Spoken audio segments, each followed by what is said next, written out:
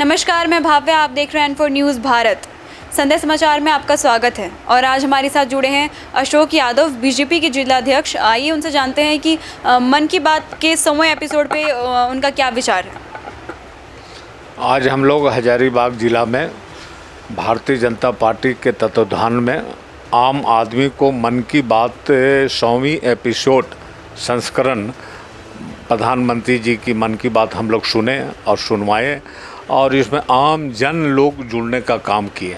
हजारीबाग जिला में करीब 700 से ऊपर बूथ स्तरीय हम लोग कार्यक्रम किए।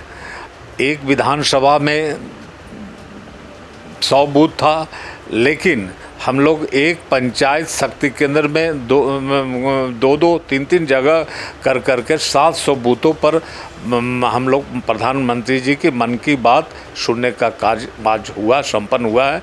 इस कार्य में हमारे जिला के पदाधिकारी, प्रदेश कार्य समिति सदस्य और हमारे माननीय सांसद, माननीय विधायक, माननीय पूर्व विधायक, जिले के, प्रखंड के, मंडल के सारे कार्यकर्ता लोग मन की बात सुनवाने के लिए आम जन को जोड़ने का काम किया है।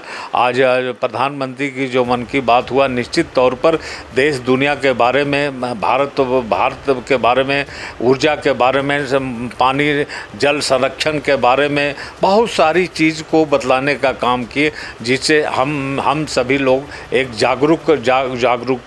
जागरूकता फैली है हम सब में। और आत्मनिर्भर कैसे बने, घरेलू उद्योग को कैसे बढ़ावा मिले कि जैसे खिलौना जो हम विदेश से मंगाते थे, आज हमारा भारतवर्ष में खिलौना बनाने का काम हमारे किसान मजदूर लोग जो कर रहे हैं, यह एक भारतवर्ष की उद्योग नीति और आगे बढ़ाने का काम, स्वावलंबी बनने का काम, आत्मनिर्भर बनने का काम हमारे प्रधानमंत्री देशवासियों को मतलब कि जो बतलाए हैं। आज हमारे देशवासियों प्रधानमंत्री की बातों को सुन करके घरेलू उद्योग को बढ़ावा दे रहे हैं, आत्मनिर्भर बन रहे हैं, स्वावलंबी बन रहे हैं।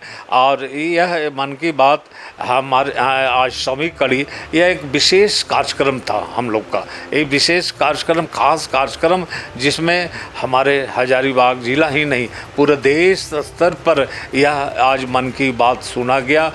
झारखंड प्रदेश के सभी जिलों में और बूथ स्तरीय यह मन की बात आम जन के साथ, आम लोगों के साथ, किसान मजदूर, नौजवान, छात्र छात्राएं सब लोग मिलजुल करके बूथ स्तरीय यह कार्यक्रम किया।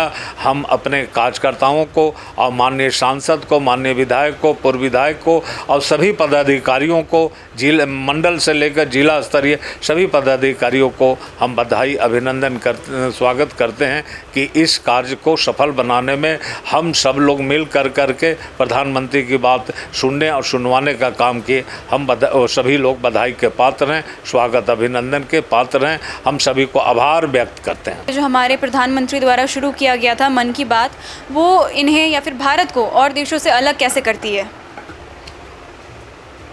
इसमें हमारा जो देश के यशस्वी प्रधानमंत्री आदरणीय नरेंद्र भाई मोदी जी, निश्चित तौर पर भारत की आज़ादी मिले 75 वर्ष हो गई और हम लोग 75वीं वर्षगांठ अमृत महोत्सव के रूप में हम लोग मना रहे हैं।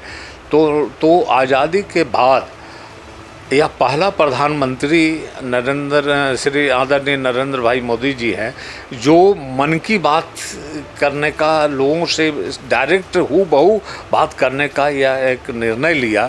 इस निर्णय का देश नहीं दुनिया उसका स्वागत कर रही है। अब जो अपनी बात जो रखते हैं, एकदम निर्विवाद आम जनता के साथ जुड़े हुए रहते हैं। या 52 भाषाओं और बोलियों में, देश के 52 भाषाओं और बोलियों में यह मतलब कि मन की बात मतलब कि सुना जाता है और सुना जाता है।